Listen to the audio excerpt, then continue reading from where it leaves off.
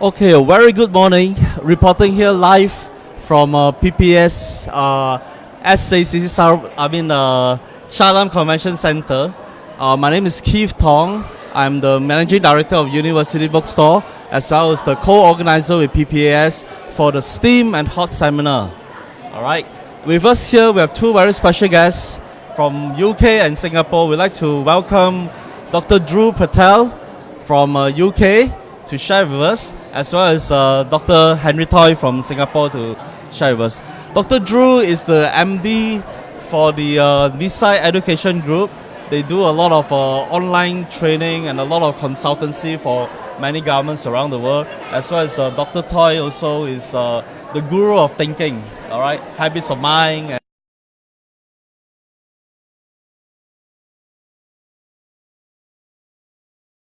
sharing or talking about is mainly on what is next for us, what is the future of education for us.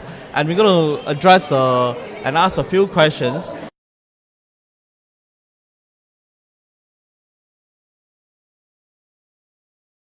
I'd like to address it to Dr. Dhruv Patel is how can we prepare children and young people to be successful in the workplace? What do we do? Over to you, Dr. Dhruv. Right. So one of the challenges we are facing is the new stuff, new technologies coming through. And I think one of the areas we should be looking at is how we can prepare.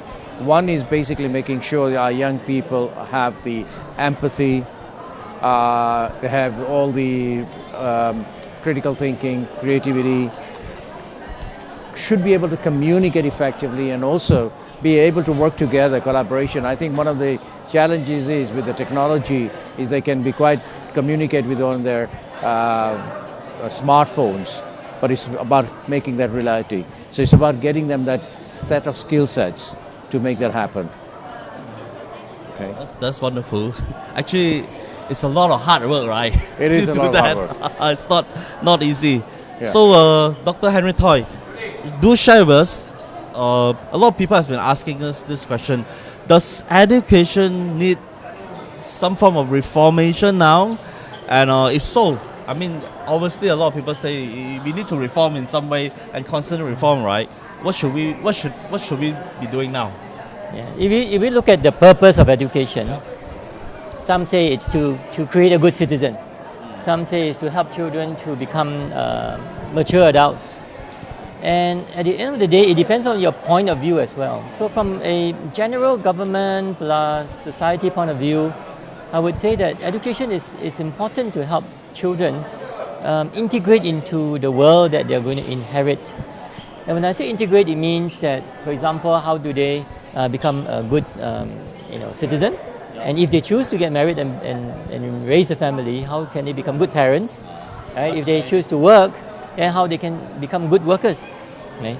I think in most economies in the world, we're talking about industrialized economies, children do end up, probably a very high percentage of them go to the workforce.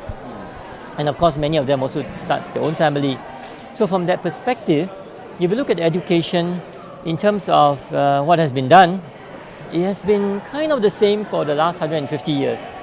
And this is one of the complaints, not just by employers, but I think generally it's also by society.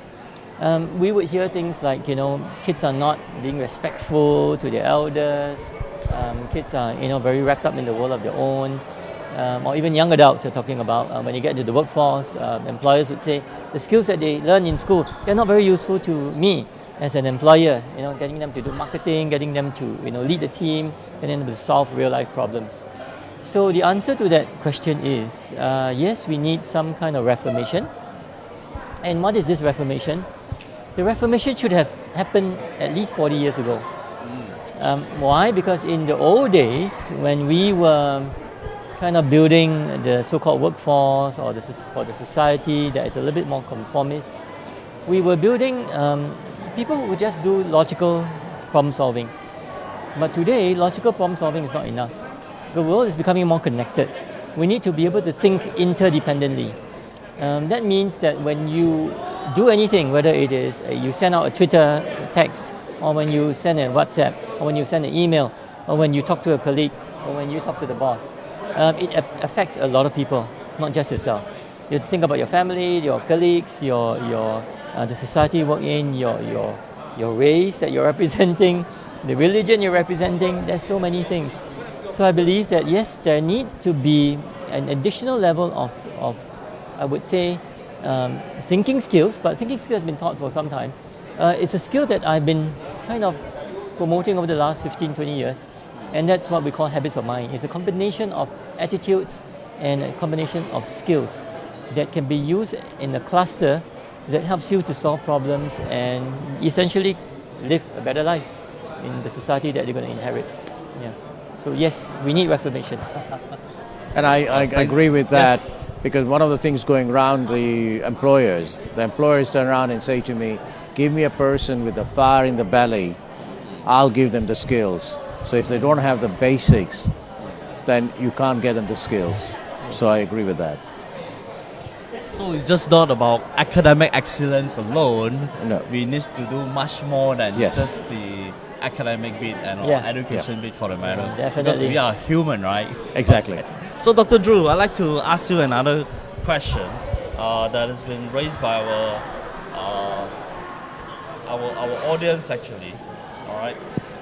Okay, you are the guru of technology. You do a lot of online broadcasting of lectures in the UK, helping many rural areas, probably some special needs kids, as well as helping the government deal with what I call that, lack of teachers in certain counties or districts for a matter. So, in your opinion, can technology be delivered easily or successfully, and what are the challenges that you face when you deploy a lot of technology compared to the traditional method that we deliver? Can you share more about the work that you do using technology in education? Sure. I think one of the things about technology is an enabler. It's not the answer to the whole thing. And one thing is the technology allows you to do is put the learner in the center of the learning process. Okay? And it allows you to differentiate the learning of the person and what the needs are.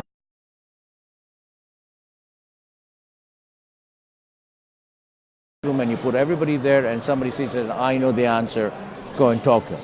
Whereas the technology allows you to give you that. Plus, by using and have a blended approach and have a structured way, you are giving them the ability to learn themselves and be independent learner. So the independent learning is very important, because if we're going to make them evolve in their learning and there's something which is coming in the future, then they will need to be independent learners as they go along. So technology should not be just considered, it should be part of the overall mix. To add on to that, maybe it's a personal story. My daughters, they learn a lot of stuff on the web. Yeah. In fact, very recently, my daughter started playing the ukulele, and she got very good at it. So I one day I heard her playing in a room, and I said, "Hey, how did you get so good?"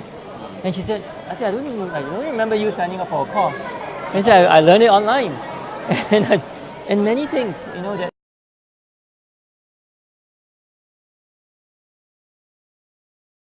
Motivated to do it because I want to do it. So I Yes. think, like you said, motivation is one thing.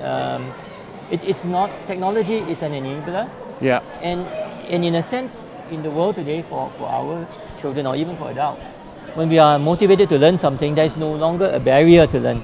You can go to the web, you can learn how to cook, you can do programming, you can, and not just that, but you can even collaborate. There are online collaborating platforms, right? Collaboration platforms that you can even discuss things. So it's actually a wonderful world of learning, actually. It's whether the students want to do it or not. And it really makes it much more very big learning. It enriches the rather than very structured, very short-minded, closed-minded learning. It improves and you can see a bigger picture on that. And I think the technology should be enabler and not to be the end game. Yes, agree. I mean, kids are so lucky these days with all kinds of options available to them. Yeah. But then again, we adults also, we are continually learning. There's Yep. no stop, lifelong learning all the way. Exactly. Right? True. Okay, with the theme of this event on STEM and HOTS, we do actually have a question that I asked. Probably I'll address this to Dr. Henry. Would STEM and HOTS be just a passing fad, all right, or are they here to stay forever? Well, if you look at what children are learning in school today, traditionally it will be English, science, maths, and history, geography, and all that. I believe that STEAM and HOT has been there, except that perhaps we have not really emphasized it. There's always science, there's always technology, and all that. I'm not too concerned about what is being learned, because I think we have to learn something that is relevant for, like I mentioned earlier on, your job skill or your skills in managing your life as you grow up. It's not what you learn. I think what we learn can change, but I think how we learn it and why we learn it for.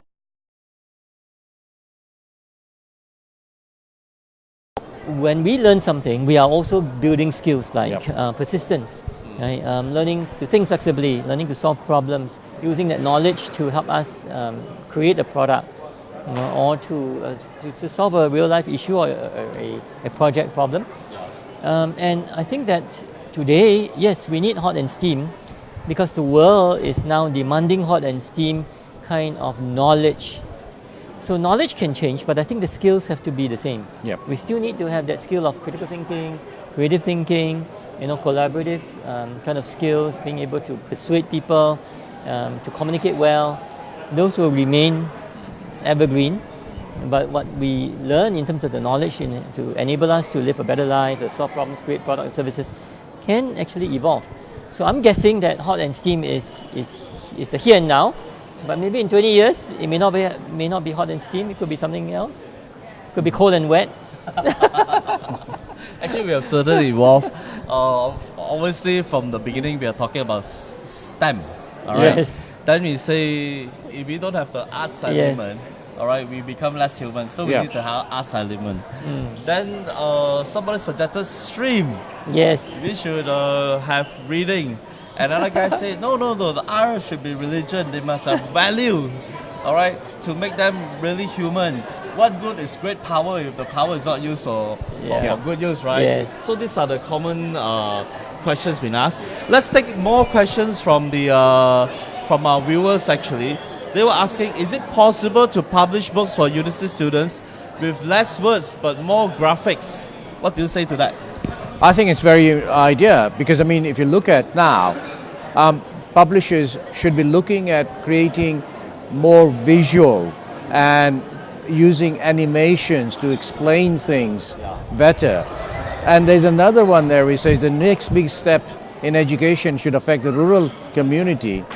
And I think from where the technologies are there, then you should be able to, where there's internet, you should be taking the classroom to the villages, not the people to come to the classroom, right? We should be taking the classroom to them. That's what technology is for. That's what the technology is there. So there should not be any digital divide. It should be more inclusive than exclusive. Maybe let me add on to that. Traditionally, in fact, right now, even as we speak, whether we are in this age or in the age in the future, we learn through human interactions better than we learn through reading a book. Generally, that's generally true. Of course, some might say, there will always be exceptions.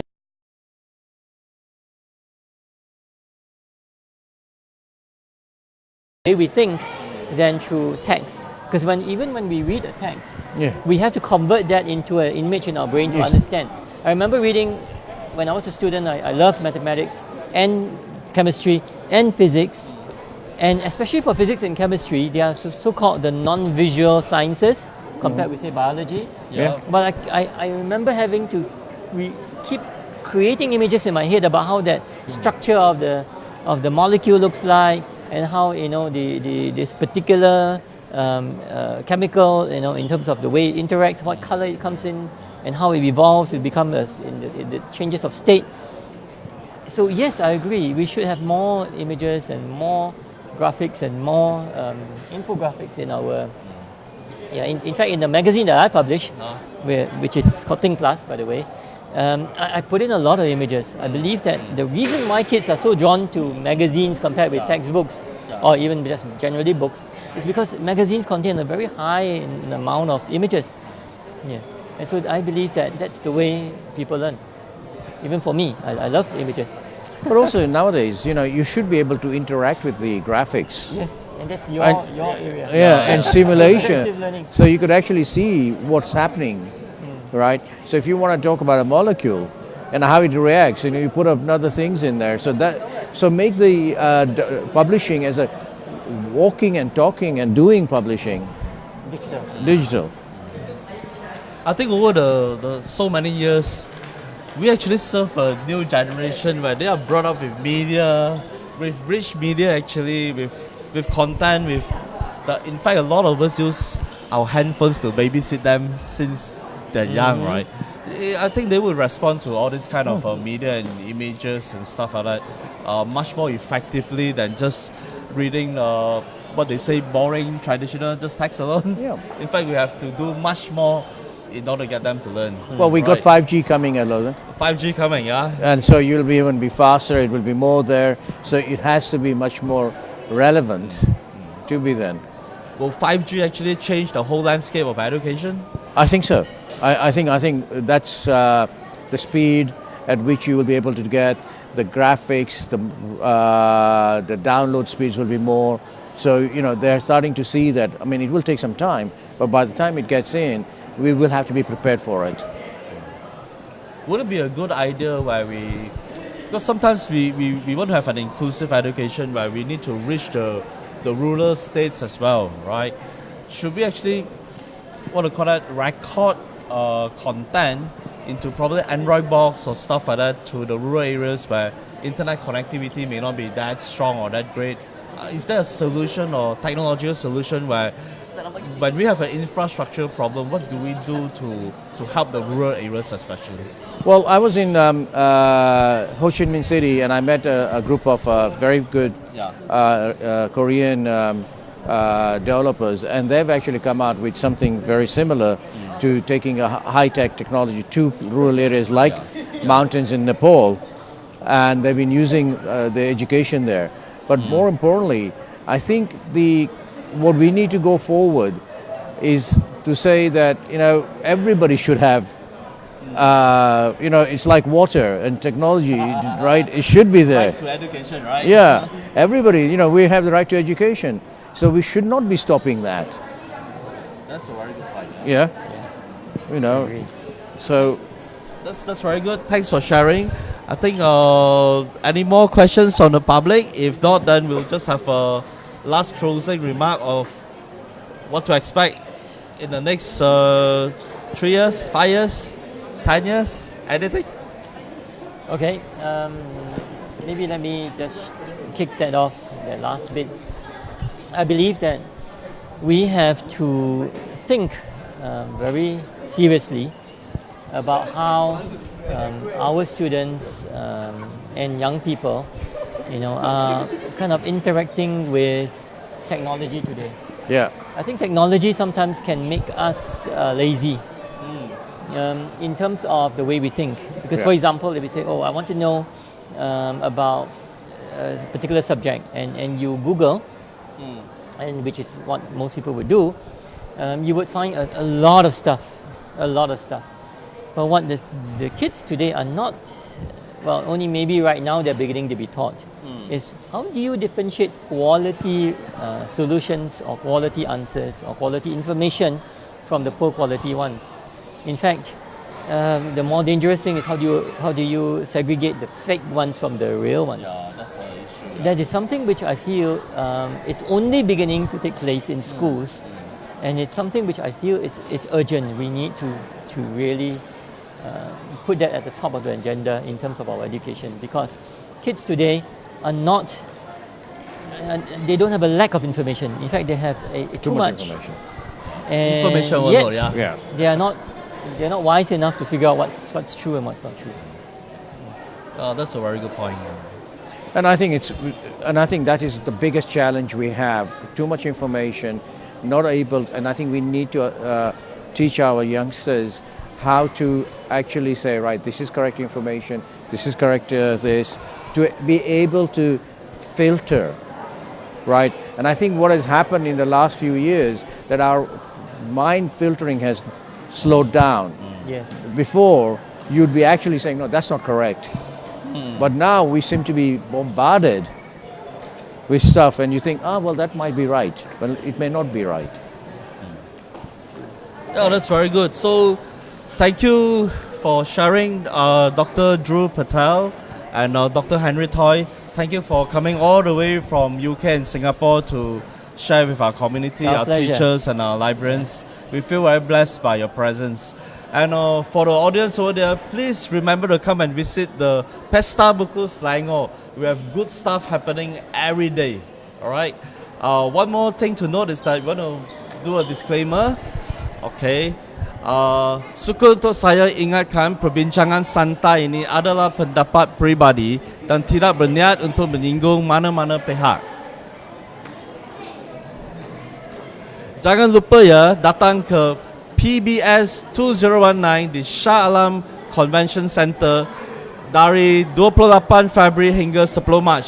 You still have a few more days. Don't miss out this opportunity. Ada banyak jualan buku semurah RM1, potongan harga buku, aktiviti menarik, artis jemputan dan cabutan bertuah RM500 untuk dimenangi setiap hari. Alright, so do come, enjoy. And thank you very much. Thanks to the team and thank you to the two doctors for coming to share with us. Yeah, Thank our you. pleasure. Thank you Bye. very Thank you very much. Thank you very much. Bye.